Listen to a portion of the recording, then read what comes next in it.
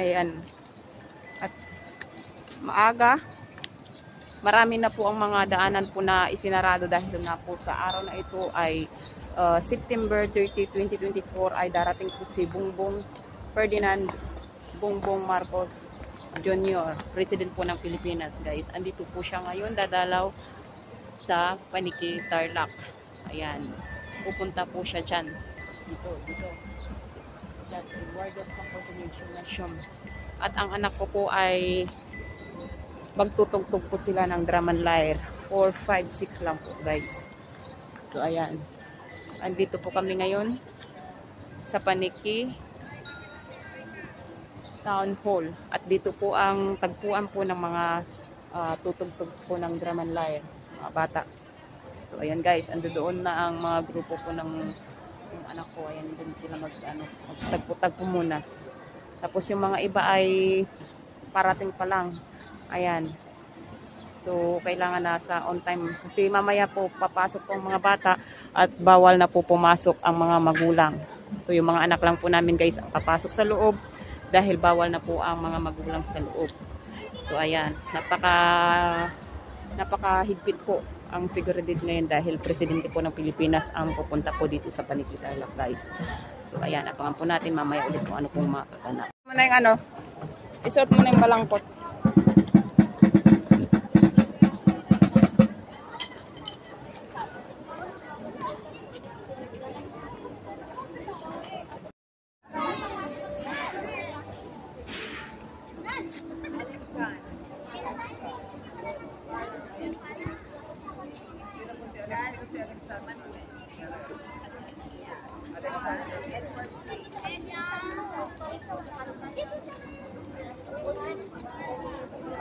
Yan, at bibigay na po yung mga ID ng mga bata. Siya po yung mga gate pass po nila.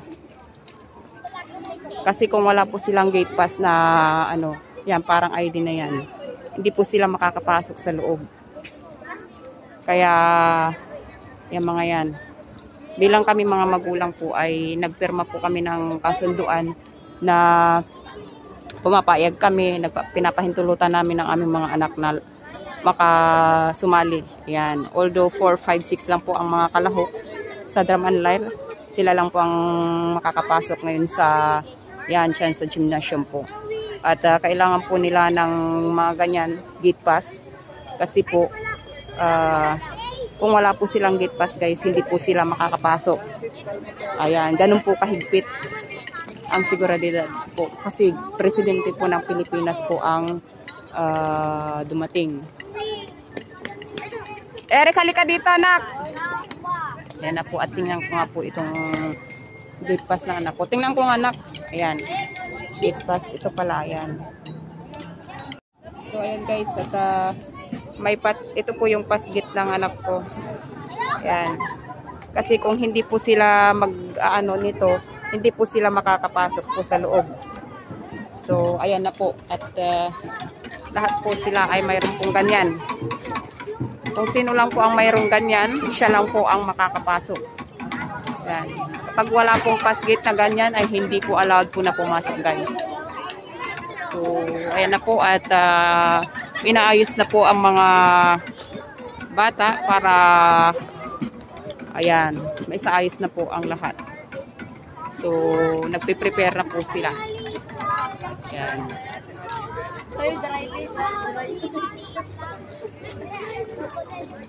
Saka kami naman bilang mga magulang po ay mag-aabang na lang po kami sa labas. At mayroon na po silang free breakfast at saka pang lunch daw pa naman nila at saka may libre ng tubig. At hindi na po sila pinagdala ng sarili nilang tubig o kaya pagkain. Kasi ang sabi naman ay mayroong libre na daw na pagkain sa loob.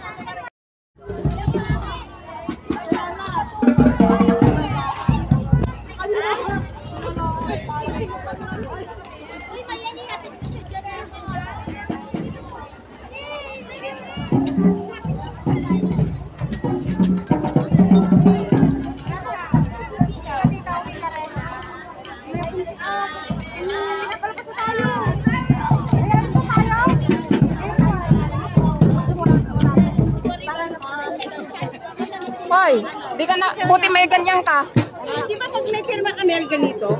Sabi mga anak lang. Mga anak lang. Mga anak lang. Ay, mga anak lang. Tagal niya. Ewan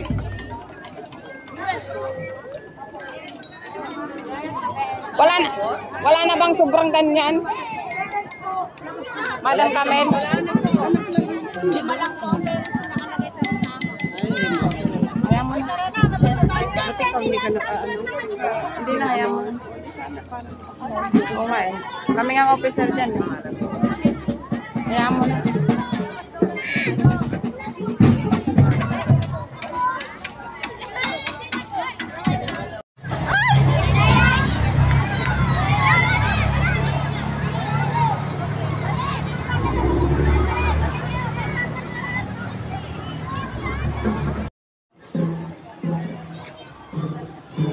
So ayan guys, at marami na po ang mga security guard na nandyan po sa harap at magbabantay po. Ayan. At ayan po ang ano. Ayan. Darating po ngayon si Presidente po ng Pilipinas po dito sa Panikitarlac. At marami na po ang nakaabang, mga yan, security guard. So ayun na nga, at titingnan ko lang saglit ang anak ko papasok. Ayun sila.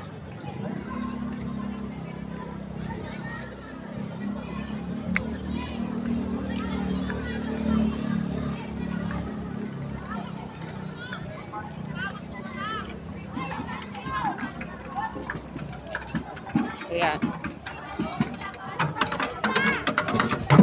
Oh.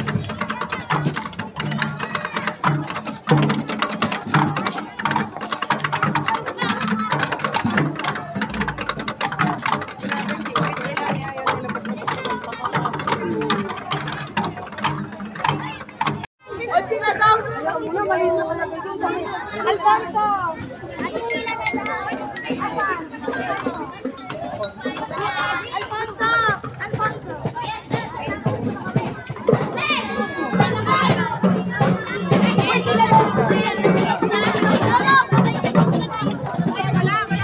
Wala.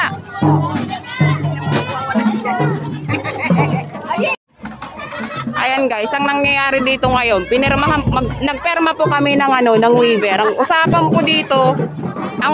po dito, hindi po pwede papasok ang mga magulang.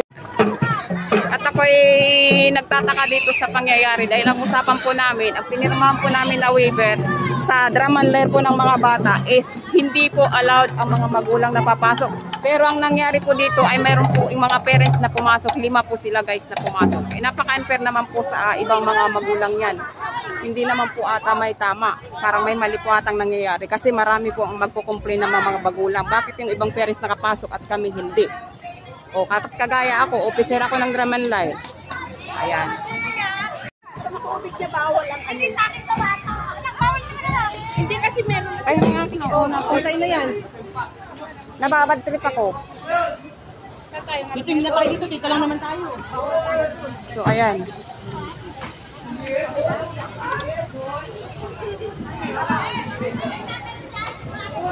Ayan guys, at dumadami na po ang tao.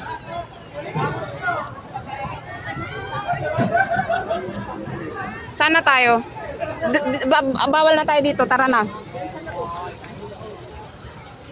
Hindi na tayo pwedeng dyan. Ay, yung anak mo kasali ba? Hindi. Ay. Hindi ba, oy? Wala na bang hindi ba pwede makapasok dyan? Ay, hindi na.